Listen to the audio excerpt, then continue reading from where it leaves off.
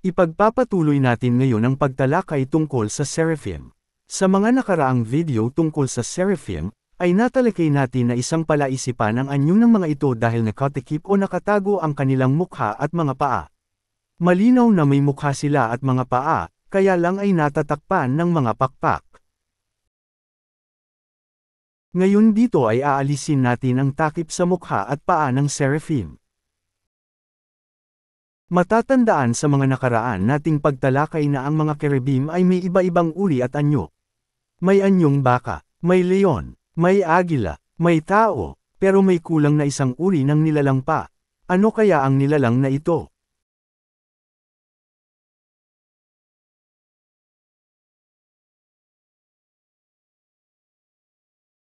Minsan pa ay suriin natin ang kahulugan ng salitang seraphim.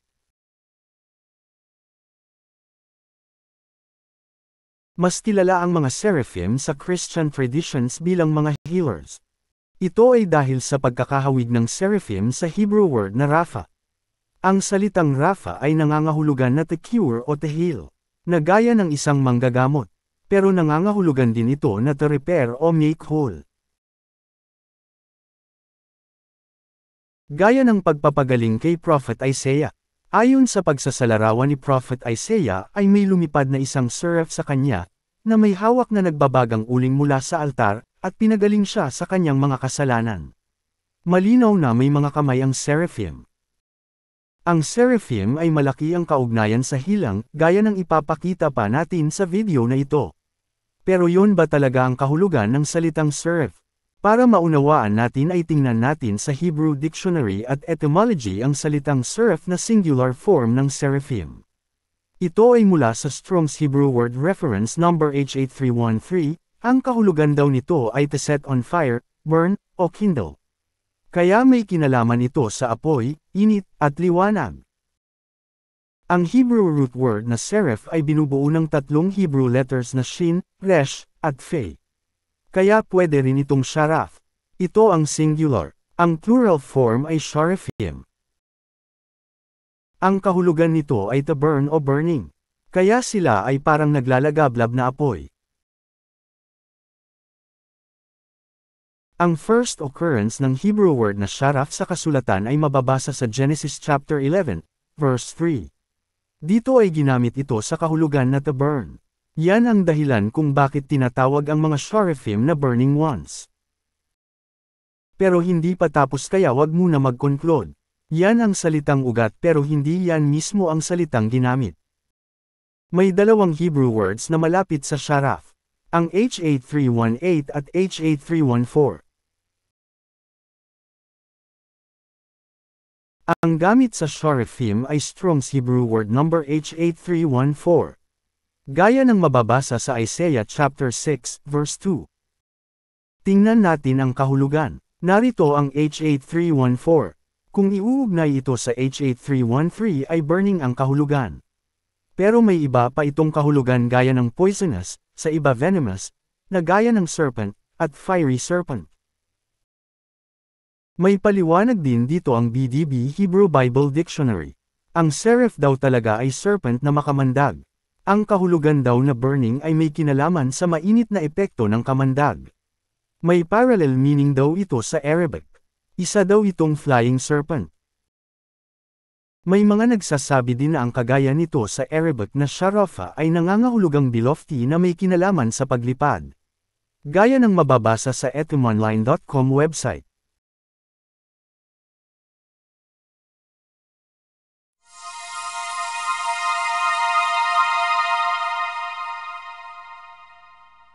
Ayan malinaw na ang seraphim ay serpent o fiery flying serpent.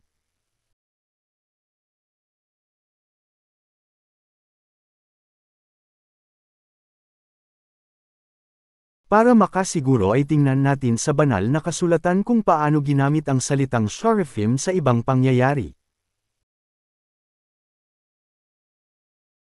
Sabi ng karamihan ng mga mangangaral ng Biblia ay sa Isaiah lang daw mababasa ang seraphim. Nagkakamali po sila. Narito ang katibayan. Mababasa sa Numbers chapter 21, verse 6, na nagpadala ang Elohim ng mga fiery serpents o makamandag na ahas at tinuklo ang mga Israelites. At marami ang namatay. Alam nyo ba sa Hebrew ang fiery serpents dyan? Iyan ay Seraphim Hanahashim. Ang Seraphim ay ang mismong Hebrew word na ginamit ni Prophet Isaiah para sa Seraphim. Ang Nahashim ay plural ng Nahash, na matagal na nating napag-aralan dati na ang kahulugan ay shining, gaya ng sa shining ones o shining beings. Ang Nahash ay tawag din sa ahas na ang ibig sabihin ay shining dahil sa makintab nitong nucleustes na balat. Dapat ninyong maunawaan ito. Maaaring lahat ng ahas o serpent ay Nahash, pero hindi lahat ng Nahash ay ahas. Ang ibig sabihin talaga ng Nahash ay makintab at hindi ahas. Kaya lang naman natawag na Nahash ang ahas dahil ang balat nito ay makintab. Pero sa pagkakataong ito ay ahas talaga ang pinag-uusapan, at wala naman masama dyan, ang mga tao lang naman ngayon ang nagbibigay ng masamang kahulugan sa ahas. Nagpagawa si Elohim ng anyo ng Sharaf kay Moshe upang gumaling ang mga nakagat ng mga ahas, at gawa sa tanso, o bronze, ang ginawa ni Moshe. Mismong ang word H8314 ay ginamit dyan kaya mas tama na isalin na, make the Sharaf. Remember this, ang serpent of brass dyan ay Nahash Nahashet. Ang Nahash ay tumutukoy sa ahas. Ang Nahashet ay tumutukoy sa tanso. Yan ay dahil ang ahas at tanso ay parehong Nahash ang root word sa Hebrew. Pero meron din kinalaman yan sa mga heavenly beings. Tandaan yan dahil babalikan natin ang puntong yan sa mga darating na pag-aaral. Mababasa din ang Nahash Sharaf sa Deuteronomy. Ganoon din ang kahulugan at gamit. Kaya hindi po ito isang isolated case o nagkataon lang. Malinaw po na ahas na tanso o brazen serpent po ang pinagawa kay Moshe. Hindi po gaya ng alatsamba na paliwanag lang dyan sa tabi-tabi. Na puro kuro-kuro lang naman. Meron nga dati na nagturo na tupa daw ang ginawa ni Moshe. Ano ang matibay na batayan nun? Kinagat ba ng makamandag na tupa ang mga Israelites? At pagkatapos ay tumingin sa tansong tupa para gumaling. Hay nako, mahirap na po magkomento pa. Ang totoo ay ang kwentong ito sa kalaunan ay naging daan para sa isa sa mga idolatry na nagawa ng mga Israelita. Nagpatuloy ang pagsamba nila sa brazen serpent na inaalayan nila at tinawag na Nahashtan. Ito ay winasak ni King Hezekiah. Kung hindi mo po alam ang mga kwentong ito ay kailangan mo po ng personal Bible study. Basa-basa lang naman po pag wala namang trabaho. Mababasa ang ginawang pagpaalis at pagpasira ni King Hezekiah sa Nahashtan sa 2 Kings chapter 18, verse 4. Dahil sa mga nagdaan panahon ay pinaghahandugan ito ng mga Israelites. Naging instrument of idolatry. Kaya malinaw po sa Biblia ang tungkol sa Nahashtan at hindi kailangan ng kuro-kuro pa kung ano ito. Ang Biblia po mismo ang nagpapaliwanag. Ang totoo ay nagpatuloy ang tradisyon na ito. Nang dahil sa pangyayari doon sa mga Israelita, at sa paggaling nila mula sa kamandag ng tiyak na kamatayan sa pamamagitan ng brazen serpent na seraphim, ay naging simbolo ito ng medical science hanggang ngayon. At dito talaga nagmula ang popularity ng seraphim bilang healers. Ngayon, ay balik na tayo kay Prophet Isaiah.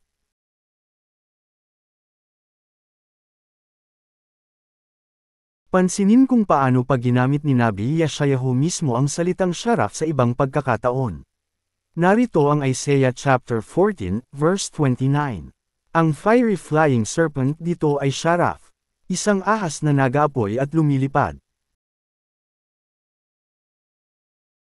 Sa mga mata at paglalarawan ni Prophet Yeshayahu ay ang Sharaf ay fiery flying serpent. Gaya ng mababasa din sa Isaiah chapter 30, verse 6.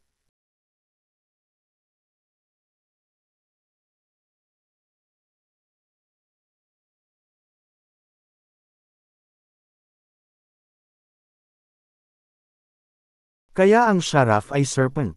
Ang nakatagong anyo ng seraphim ay ahas. Mas marunong pa ba tayo kina Prophet Isaiah?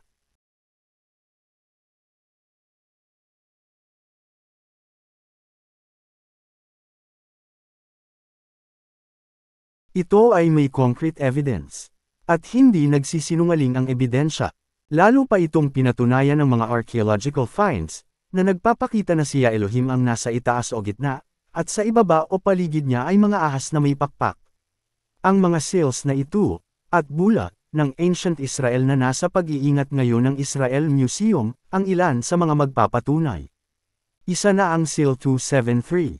Ito ay seal ni Ashna, na isa sa mga katiwala ni King Ahaz. Ito ay kasabayan ng panahon ni Prophet Isaiah. Nakaukit dito na siya Elohim ay napapaligiran ng mga ahas. Tugma sa pagsasalarawan ni Prophet Isaiah sa kanyang mga pangitain. Kaya maaaring ang mga visuals na ito mula sa 8th century BCE, ay naimpluwensyahan ng mga paglalarawan ni Prophet Isaiah.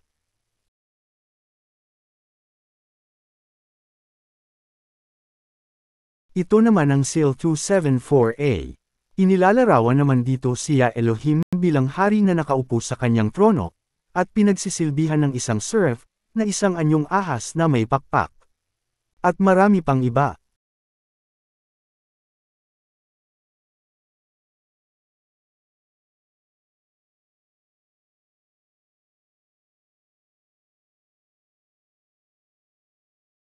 Kahit sa mga Torah and Jewish websites, ay nagpapatunay na ang seraphim ay anyong ahas na may pakpak. Gaya ng cherubim, ay makikita din ang katumbas ng seraphim sa ibang sinaunang bansa. Ito ay seraph sa ancient Egypt. Ito ay serapho sa Assyria. Sa Arabic ay sharafa. Lahat sila ay mga guardians na ahas na may pakpak o cobra. Kaya malinaw na sa loob at labas ng Biblia, sa loob at labas ng bayan ng Israel, sa loob at labas ng religion, ang seraphim ay mga flying fiery serpents na may 6 na pakpak, mga paa at kamay, ayon sa Biblia. Ngayon ay alam mo na, tandaan po yan dahil mahalaga yan sa iba pa nating tatalakayin sa mga darating na videos.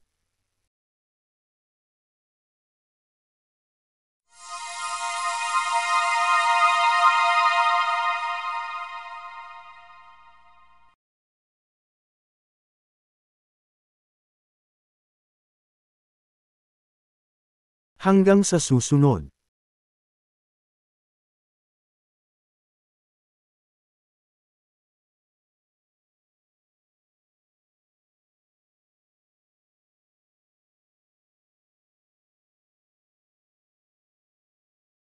Paki-subscribe upang maging updated kayo lalo na sa mga darating pa na mga videos at announcements. Kung inyo pong mamarapatin, ay bukod po sa pag-subscribe, ay paki-like po ang aming video kung inyong nagustuhan, at pakisuyo na rin po na e-share at huwag kalimutan na pindutin ang notification bell. Kung kayo po ay may katanungan po na, at anumang concern ay paki-comment po sa ibaba.